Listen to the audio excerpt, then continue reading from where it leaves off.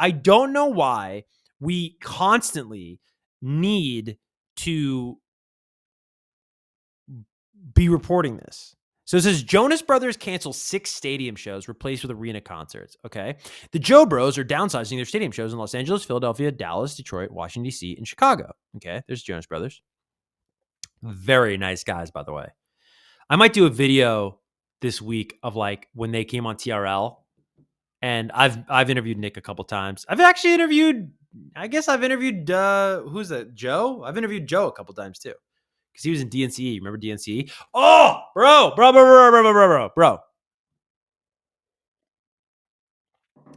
We learned the hard way. I can't play music on this show, which is lame. But can we talk for a minute about one of the greatest 2010s songs of all time that nobody effing talks about? And it's not right, and I'm calling it out. It's an injustice in our world of music, and we're going to right that injustice right now, right here. One of the greatest songs of the 2010s. Drum roll, please.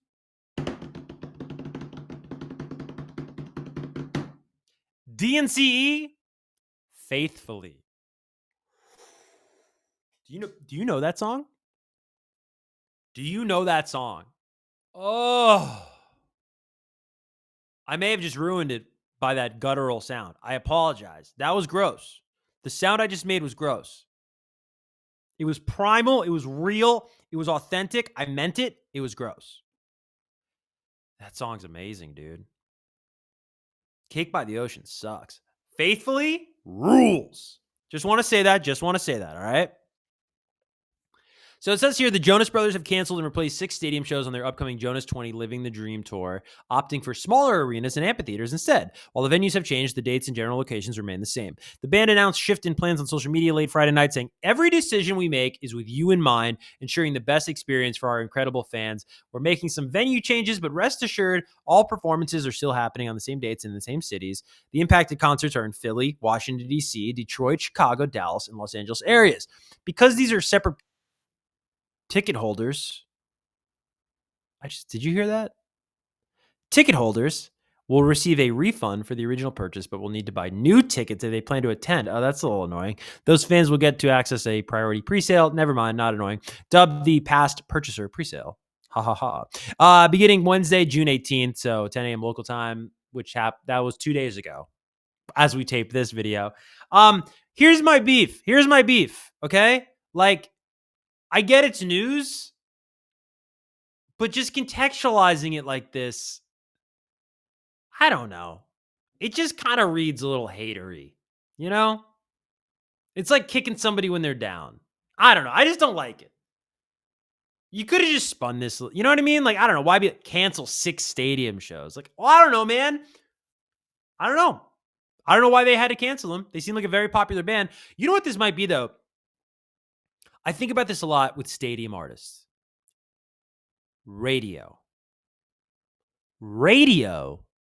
is the X factor with stadium artists. And I'm right there with you. Who listens to the radio?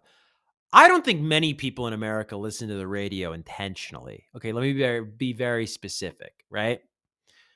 I'll use an example too. Think of the street you live on right now. The street you live on, okay? I'm going to guess there's a stop sign on that street that you live on. So I want you to picture that stop sign, okay? Now, you don't think about that stop sign. You don't even care about that stop sign. You wouldn't buy a t-shirt with that stop sign on it. That'd be weird. You have no passion for that stop sign. But every single person on your street interacts with that stop sign. Everybody on your street knows that stop sign, right? Okay, follow me here. And so in a very similar way, radio in the United States, everybody interacts with it. Oh, you don't listen in your car? Okay. Do you ever listen in the Uber? Hold on, guys.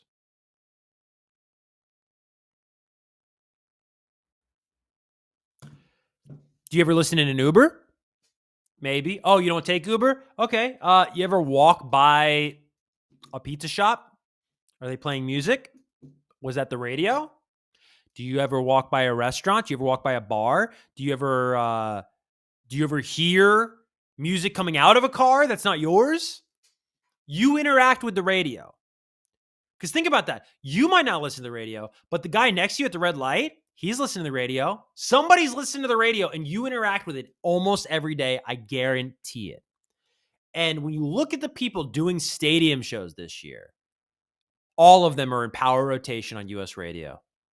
And there has been a proliferation of stadium shows. I don't know if you're following the story. I mean, Weeknd's doing it. Basically, if you're a big artist now, you just do a stadium show. Post Malone's doing a stadium show. Kendrick Lamar, SZA are doing a stadium show. Jonas Brothers were going to do a stadium show. Chris Brown is doing a stadium show in Florida, in Miami. All of those artists I just named are in power rotation on US radio. Who isn't currently on power rotation in US radio? On US radio, excuse me. The Jonas Brothers. And that might be the difference. I was surprised when Kendrick Lamar and SZA announced a stadium tour. I thought, really? And then I started listening to the radio a little bit. Dude, I don't care where you live. Chat, watching live, you can let me know in your town.